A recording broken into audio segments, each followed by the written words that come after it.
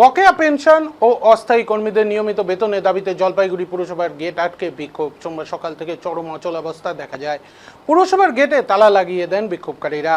Pension নেই দীর্ঘদিন, অবসরের পর সংসার চলবে কি করে, এই প্রশ্ন তোলেন তারা।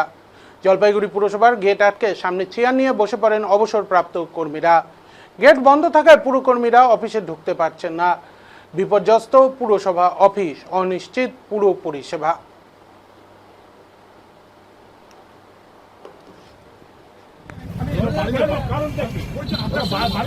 আমাদের সাথে কথা বলতে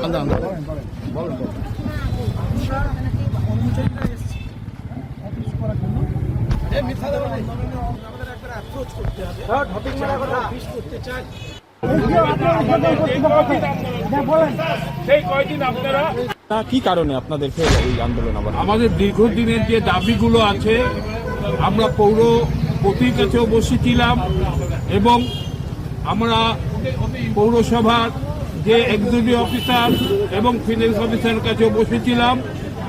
আমাদের যে দাবিগুলো আছে, আমাদের 3 মাসের যে বেতন, সেই বেতন হচ্ছে না এবং তার সঙ্গে সঙ্গে আমরা আমাদের যে গ্র্যাচুইটি, সেই গ্র্যাচুইটি প্রদান করা হচ্ছে না।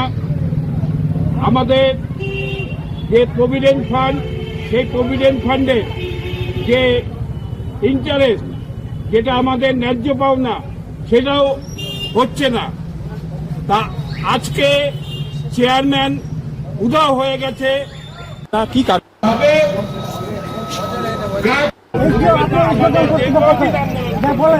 সেই কয়দিন আপনারা তাদের